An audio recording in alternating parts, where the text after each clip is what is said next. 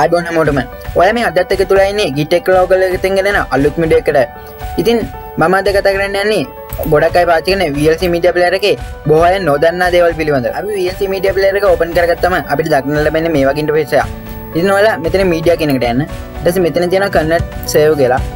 ඒකට ගියාම මෙතන add කියලා බටන් එකක් තියෙනවා. ඔයාලා මෙතනින් video එකක් add කරන්න. මම මේ විදිහට select කරලා open දෙනවා. ඉතින් ඔයාලට පුළුවන් මෙතනින් convert save කියන එක click කරගන්න.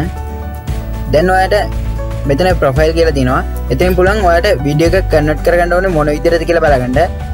මේ අපිට VLC media player එක converter එකක් විදිහට පාවිච්චි කරන විදිය. මම දැන් MP3 එකක් විදිහට convert කරනවා නම් මෙතන audio MP3 කියන එකට දාන්න ඕනේ.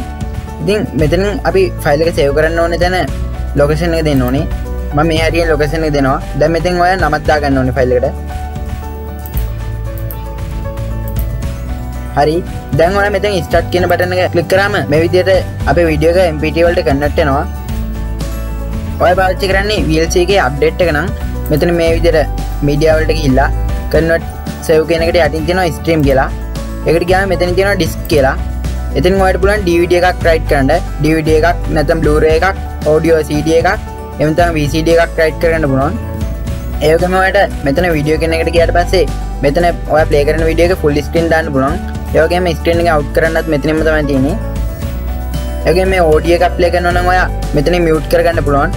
ඔයා ඔඩියෝ එකක් ප්ලේ කරනවා නම් මෙතන ප්ලේ බෑක් කියලා තියෙනවා. ඒකට ගිහලා මෙතනින් යටින්ම රෙකෝඩ් කියලා තියෙනවා. එතනින් ඔයාලට පුළුවන් ඔයා ප්ලේ කරන ඔඩියෝ එක රෙකෝඩ් කරන්න.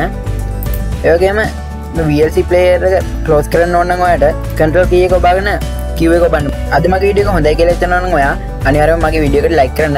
ඒ වගේම මම ඉදිරියට අප්ලෝඩ් කරන වීඩියෝස් වල notification ඔයාලා ළඟටම එන්නත් පුළුවන්. ඔයා මගේ channel එක subscribe කරලා තිබුණා නම් පාලින් තියෙන රතු පාටින් subscribe බටන් එක ඒක click කරලා එහා පැත්තෙන් එන bell එකත් click කරන්න.